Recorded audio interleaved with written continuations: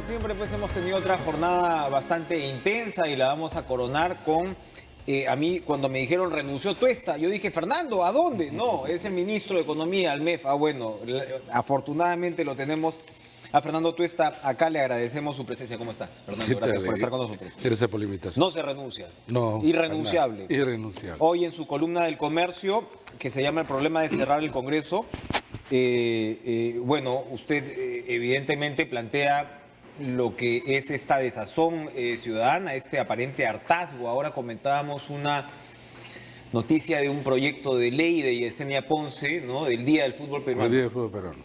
A lo que voy es las respuestas de la gente, de la ciudadanía. Yo sé que por ahí no se puede guiar exactamente uno, pero lo que se ve es un rechazo ya tan grande al Congreso. Entonces, ¿cómo poder de alguna manera capear porque lo que sabemos siempre que ocurre cuando se instala este clima de negatividad es que pasado mañana te puede salir o un loco o un autoritario o un antidemocrático? Sí. Es difícil además porque en realidad este es una suma y una acumulación, no solamente de desaciertos, sino comprometidos muchos de los congresistas en temas de escándalos, en manejos. Pero repito, no es de ahora, ¿no? Esto venimos arrastrando hace mucho tiempo. En general, los parlamentos no suelen ser populares. Ahora Steve Levitsky en redes decía que, ¿sabes cuánto tiene la aprobación del Congreso norteamericano? ¿Cuánto? 17%. No está muy distante del nuestro. El tema quizá no tiene que ver solamente con el porcentaje, sino con los resultados, porque acá aparece resultados nulos, ¿no? Y porque además creo que en el último periodo se han ido acumulando, aparte de esta desazón, la idea que sobre el Congreso existe una responsabilidad monopólica, que es el caso de Fuerza Popular, ¿no? Esta mayoría que le es favorable y beneficiosa en muchos aspectos, creo que ahora va dando muestras del aspecto también que le va a restar y que le está cobrando. Sí, que es el control, el control, que no solamente político, sino es el control de la parte administrativa y el manejo del Congreso, donde han habido pues cuestionamientos, ya lo ha mostrado en diversos reportajes la prensa en las últimas semanas, ¿no? Y eso, digamos, ya en un clima bastante recargado de rechazo al Congreso es... Ha renunciado un presidente, no lo olvidemos, ¿no? No, claro. Entonces, claro, eso suma también efectivamente, hay una rechazo. serie pues de hechos pero en el último, las dos últimas semanas, que finalmente son estas semanas en donde además se han desarrollado dos marchas y movilizaciones en contra del Congreso. Yo no me acuerdo que se haya movilizado la gente motivada por un rechazo al Congreso, ¿no? Ahora, y bien señalas tú, esto es sumamente peligroso porque da pie a, en primer lugar, canalizando, ¿no?, esta idea de antes que se vayan todos, ahora el cierre del Congreso, que son pues medidas de una combinación entre desesperación y por otro lado, digamos, se abre el campo para el populismo. ¿Puede hacer algo el Congreso para revertir esta situación? Si tenemos congresistas, digamos, bien intencionados, que los hay, porque como señalas, hay buenas excepciones en todas las tiendas, y eso hay que decirlo también. Sí, claro, ¿no? Sin duda. ¿Pueden hacer algo?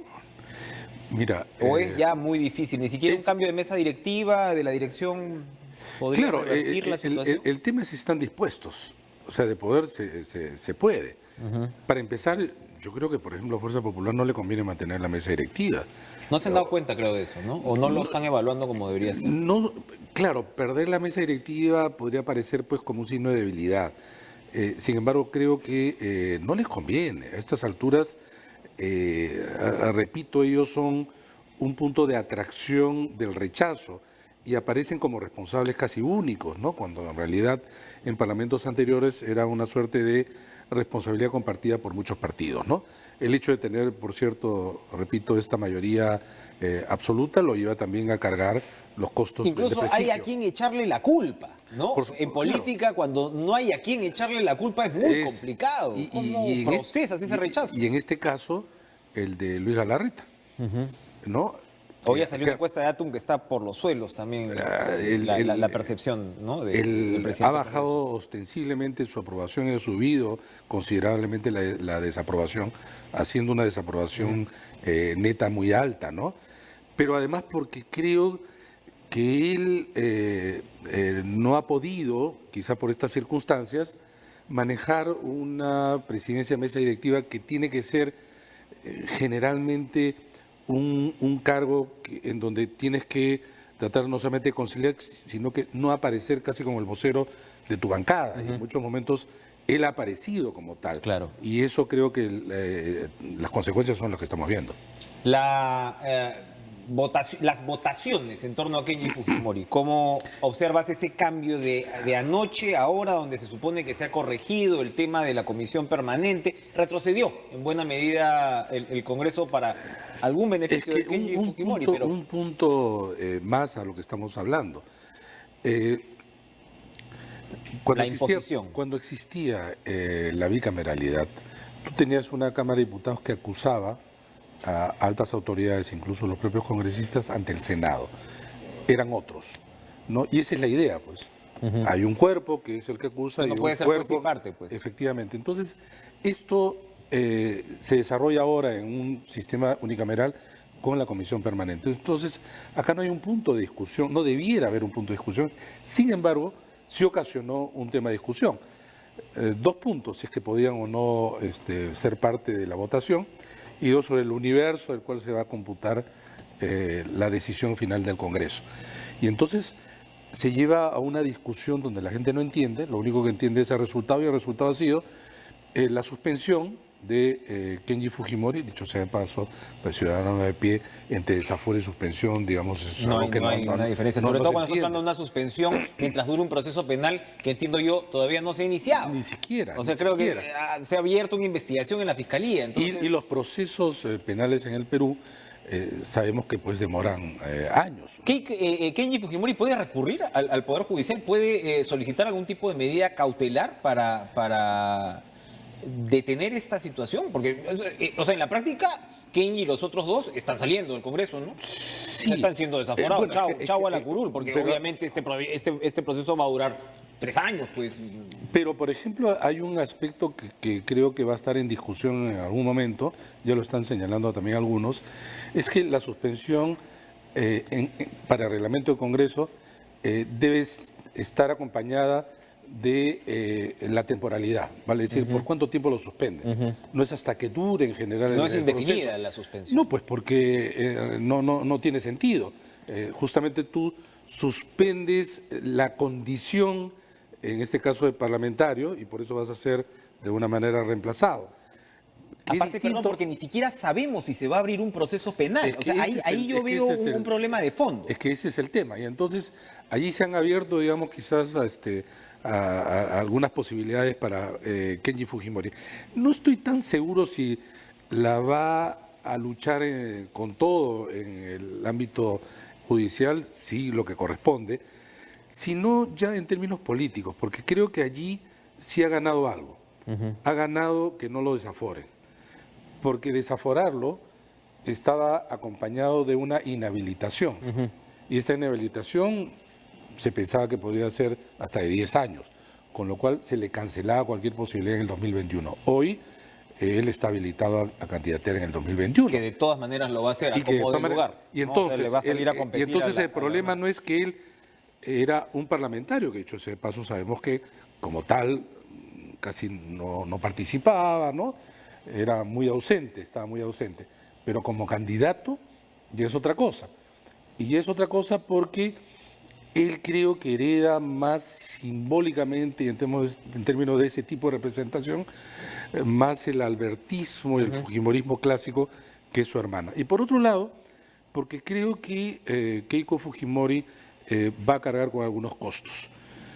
Imagínate tú a estas alturas, Kenji aparece victimizado, pero también una hija que no se preocupa del padre, no la ha luchado como Kenji, y encima al hermano, digamos, lo ha sacado Claro, porque del Congreso. hay casos, ¿no? Como los Le Pen en Francia, Claro, donde Le Pen es lo ves, más ¿no? Que la clásico. hija rompe con el padre, pero acá creo que hay una puesta en escena especialmente cruda, visceral, ¿no? O sea, Muy, para la población, ¿no? O sea, muy. porque ayer Pedro Cateriano, anoche Pedro Cateriano nos decía, a la hora que tú te estás yendo contra todo el proceso, es decir, si estás acusando a Kenji y a los demás de haber ayudado a comprar votos, ¿para qué eran esos votos? Para indultar a Alberto Fujimori. Claro, Es ese es el estar, objetivo. estás ilegalizando todo el proceso del indulto. Así que es complicada la situación para Keiko Fujimori en términos de la percepción ciudadana.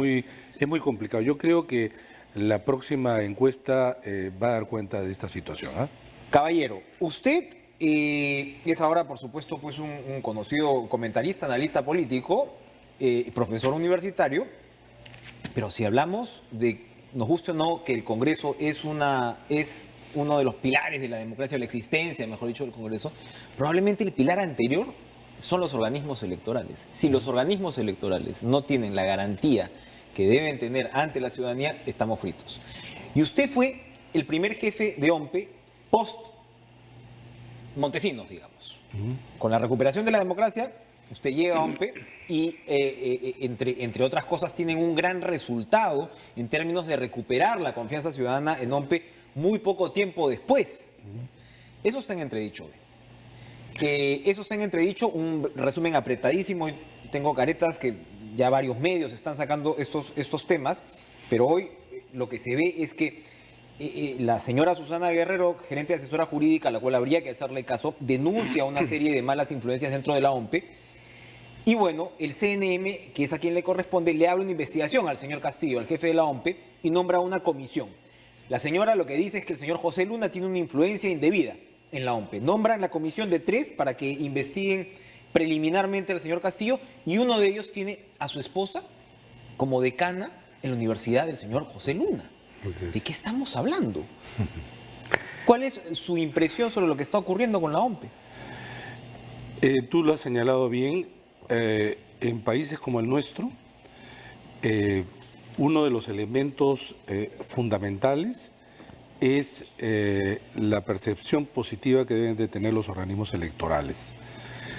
Y en lo que va del siglo, en realidad, en términos de imagen y reputación, los organismos electorales han estado Siempre muy arriba, muy arriba, ¿no? comparativamente con la Y RENIEC eso, por ahí, ¿no? y eso ha costado mucho, y eso ha costado mucho.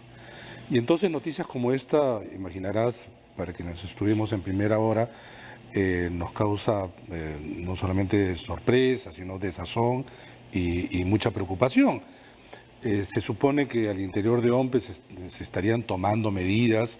Ya salió un asesor El señor Obregón. que había sido cuestionado y otras personas más. Pero claro, yo creo que ahora le toca a los funcionarios de la OMPE dar muestra de que estas cosas no solamente se están resolviendo de buena manera, sino porque tenemos al frente una elección que es el 7 de octubre, Complicadísimo. muy complicado, pero además de cara al 2021. Repito, la OMPE ha costado mucho recuperarlo y todo el esfuerzo en donde se ha invertido mucho se puede ir abajo si es que no se dan las medidas correctivas adecuadas. En términos de CNM, claro, cuando hay denuncias de esta naturaleza, casi inmediatamente se abre un proceso de investigación Casi de preliminar. oficio, ¿no? Casi de oficio, un proceso de investigación preliminar. Y esperemos pues que esto se desarrolle de la manera más rápida y que tengan resultados esperados. En todo caso, repito, le toca hoy día a la OMPE dar muestras que se resuelvan estos problemas internos, pero además un aspecto que es fundamental y del que hicimos en su momento especial énfasis. La neutralidad y la imparcialidad tienen que estar acompañadas con la transparencia y la limpieza del proceso, cuyos resultados deben ser incuestionados. Y eso es lo que ha ocurrido a lo largo de este siglo, ¿no? Y esa es una tarea que no es fácil, pero que le toca cumplir hoy día a las autoridades de la OMP. Y con esto cierro porque se nos ha terminado el tiempo. usted sacó como la gerencia de gestión electoral a un señor que se apellida Cabaza. Ahora la señora Guerrero dice que ese mismo señor tiene influencia en la OMPE. Y el señor Obregón, que acaba de salir, era precisamente el gerente de gestión electoral. Es un cargo fundamental. Bueno, sí, nosotros no solamente retiramos a todo el personal que venía del proceso anterior, sino que nos dieron un decreto de urgencia para reformar la OMPE, cosa que cumplimos. Si eso es cierto, sería lamentable, sería muy lamentable. Para revivir algunos fantasmas del pasado. Relojito manda. Gracias, Fernando Tuesta. No, gracias a ustedes. Por acompañarnos. Nos quedamos pues con la preocupación y la expectativa de lo que debe ocurrir en esta investigación. Vamos a regresar después de la pausa con Roberto Gómez Vaca, candidato a la alcaldía de Lima por Somos Perú. No se mueva.